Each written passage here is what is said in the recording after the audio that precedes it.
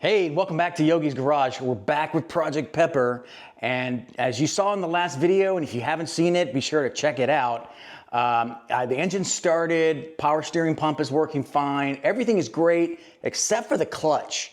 So yesterday I went in there and thinking, okay, it's gonna be an easy job. All I gotta do is bleed the clutch slave cylinder so I can get hydraulic pressure back in the clutch, because it was just going flat when I put my foot down on it. Pressurized it, burped it, it sounded great. I go back into the car and push the pedal down and I hear a pop. And power steering fluid into the bell housing. Here's a picture of it. I think I caught some video of it too. I don't remember, it was too traumatic. So I gotta get that fixed. And the part luckily is not that expensive. Yeah, it's about 10 bucks. And here it is right here. And it basically runs on hydraulic pressure. So this is your bleeder valve, like a brake line, and then this is where the hydraulic fluid is fed into the system. Well, this end right here apparently ruptured because it leaked all inside the bell housing. I don't think I lost all my brake fluid, but I lost a good chunk. My concern is that I've introduced air into the system. The brakes on all four corners may need to be bled. I'll have to check and see what the pedal feels like. But I gotta get this one in, right? And then repressurize the system. But first, I gotta get it out. So let's fix it. Yeah, so I gotta loosen those two shiny bolts there to pull out that slave cylinder, but the transmission is fully installed, so it's gonna be a little bit more challenging to get up there. I'm gonna have to like lie on my back or something. Okay. Yeah, and here's the fluid that leaked out right through the bell housing. So when I pull that thing out, I'm gonna have to circle back with some brake cleaner and just fill up the bell housing with it to eliminate the brake fluid, because you don't want that stuff on your parts. Okay. Hey, I wanted to pause this video for a second and answer a few questions that some of my viewers have been asking me. And some of them are, hey, what do you use to detail your car? Or, hey, what kind of tools do you use in your garage every day? Well, luckily Amazon has allowed me to build a storefront on their page. And I put the link down below in the description. And if you need cleaning supplies from like the chemical guys, or tools from Tekton or Milwaukee, I've curated a bunch of those tools on that site, and everything you buy helps support the channel. So I really appreciate that, and it helps fund projects like this. Not by much, maybe a penny or two, but the more people that buy tools, because you need tools, if you buy them through my storefront, I get a little commission, and it helps me and Yogi Mama. And also, please like and subscribe to my videos. I don't ask a whole lot, but now I'm begging. All right, now back to the show. Hey. Thanks for recording for me, because as you can see, I'm mere inches away from the engine or the body of the car. But yeah, if you could look right up here with your camera. That one. And that one. And because I took the brake line off, or the fluid line out, this thing should just come out. Okay. Look, the whole top popped off this thing. Wow. That's why it leaked. The problem is that the parts are inside the bell housing. It's a lot easier to take it out when it's not attached to the fluid line. But clearly you can see it went boop, and it came right off. So that thing is no good. But there's a couple of parts that are now in there that I'm concerned with, so I'm gonna have to shove a camera in there to see if I can find anything. Okay, so yeah, that's the part that's stuck. Luckily, I think I'm gonna be able just to get a pair of tools in there and pull it out. So I'm not gonna have to go fetching for it. All right, I'm out from underneath the car, and yes, as you saw in the video, I found all the pieces for this thing, because if not, then I would have had to either separate the transmission from the engine, pull the engine and transmission together, or hope and pray that I could get like a creepy crawly thingy that with claws, you go in there and reach it out. But luckily the bellows just got stuck right at the opening. But look at this here. So as you can see, this is obvious why it broke. I suspect it went under pressure and things just started going from happy to snappy, and here we are. So here is the new one that's going to go in, and I think what I want to do is I want to go and look inside the transmission to just make sure that it's not something with, what do they call that, clutch lever, to make sure that it is functional. My goal here is to just look inside and make sure there's nothing, yeah, that's a perfect landing right there, that there's nothing preventing or blocking or keeping that clutch from moving. All right, I just want to get this plug out of here first before I go back under to get it in. And then that rubber cap can stay on there for now. And basically it just goes straight in like that. So I'm gonna go put it back in. It's gonna be a lot easier because I'm not fighting with hydraulic pressure. So yeah, I'm gonna be able to just pop it right in. Famous last words, we'll see. All right, I had to skedaddle out of there. I was able to spray a whole bunch of brake cleaner inside the bell housing, and you can see that's what's dripping out here. But I gotta get out of there because, you know, I like my brain cells. If you saw my other video, I love this stuff, man. A little too much. Okay, the slave cylinder is back in place. That's what you can see there, that shiny new part there. It's plumbed back in. Threading that thing is it's not fun, but I finally got it in. Now I gotta put pressure to the system and bleed it again. And hopefully this time it won't pop on me. Gotta make sure the pressure holds, obviously. I'll let it sit there for a few minutes. I wanna make sure I have perfect pressure before I start bleeding the clutch slave cylinder. And I may actually have to start bleeding the brakes as well. But I won't know that until I finish bleeding the clutch slave cylinder. It's not moving to me. All right, that looks good. We're gonna wait a few more minutes. I'll get some water. Maybe I don't know. Enjoy the day. I took my car out for a drive today. I had to go all the way to my buddy Bruce's to get the slave cylinder. You know, he's like my own little personal Porsche parts shop. He always tends to have one. I ordered one, and I'm gonna, when I get it, I will, I'll bring it to him and trade him. The brand that I put in there was Luck, but it's actually not Luck, it's Sachs. Yeah, see it right there? Sachs slave cylinder, that's the part number. $10, that's all it cost. The Porsche part, the OEM part, which I believe is either Bosch or Luke, is $297. So, suck it, Porsche.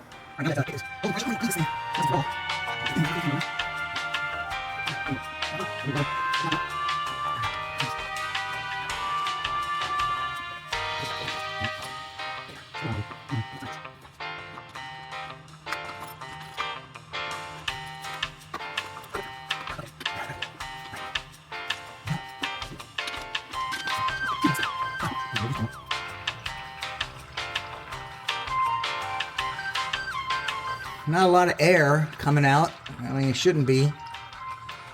But we're going to keep going.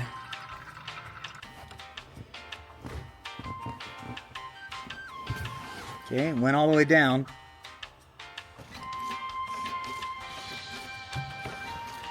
It's back, baby. Clutch is back. And brakes. Brakes are tight. I won't know for sure until the engine's on. All right, clutch slave cylinder fixed. Well, now that that's finished, thank goodness, I can now get the prop shafts back on, CV shafts, CV axles, whatever you want to call them. I got to get them on there, and I am not messing around. I'm getting new bolts for this.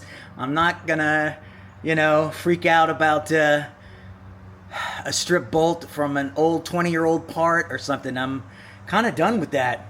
I'm not a big fan of old-timey cars right now because of that failure, but I should have replaced it, you know? So hindsight is 2020, but whatever. All right, let's get these shafts back on, and then we'll get the braces all tightened up, and then we'll get some shields on and the bumper liner, and then we'll take this car for a rip.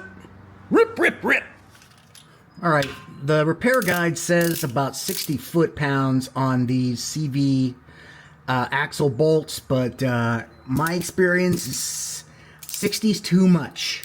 50 is the ideal amount, I believe. You risk rounding out this thing here, and I'm gonna have to use a tiny little extension. Okay, that's 50. Okay, all right. So now those two are torqued, and it's almost like they're one-time use bolts because they get rounded out. I'm not sure why they don't do triple squares, man. I don't know. All right, so you get the idea. Let me show you how I did it without using the handbrake. Yeah, this is the old mechanics trick. If you have these types of brakes, you can stick a screwdriver in there and lever it up against your caliper. And so basically it acts as a brake. You don't have to get up and hit the handbrake and get out and do all that stuff when you're on your own. All right, I am done bolting everything in. The braces are in. The cross member is in. Sway bar is in. Now I want to get this car on the ground. And then I'll come back later and put all of the dust shields and things like that back on. Mainly because I just want to get it out of here. I got to work on Olaf, my Audi, for my son, and I got to repair that quick jack. You can see it's still bleeding over there.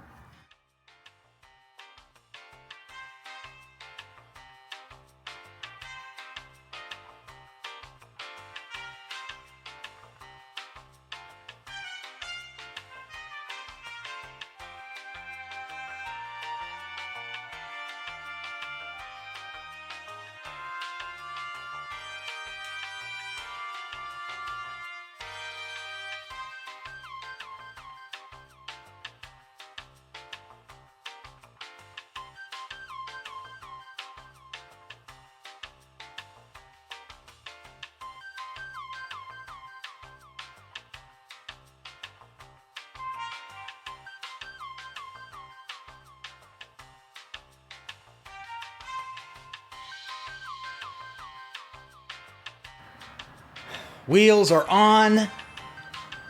Not torqued in yet. Wheels are on.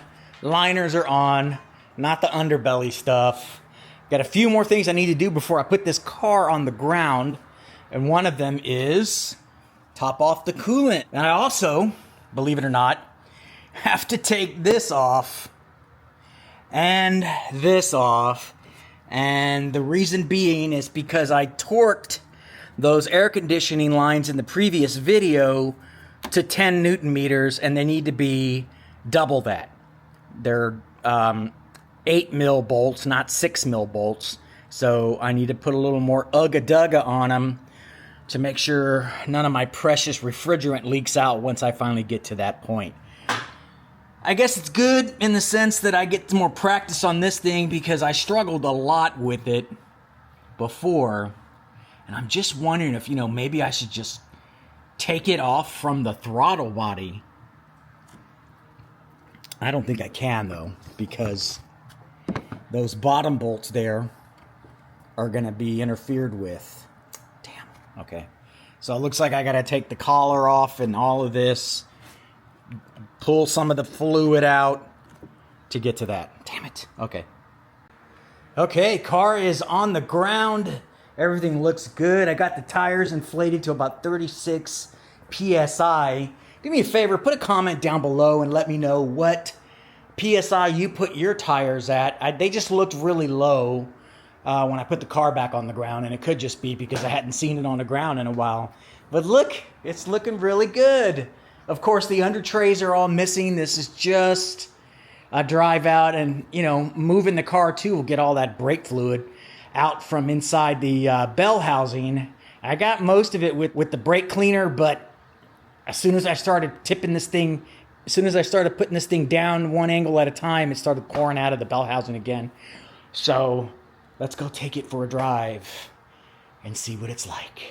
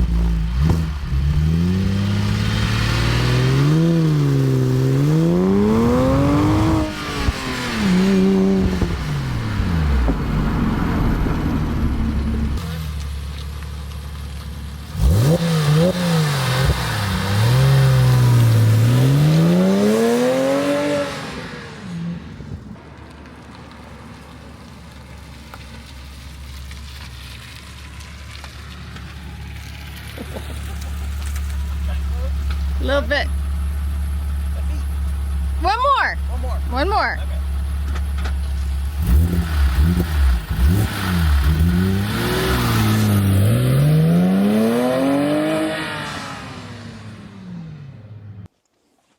Okay. Hey. Hot Tula.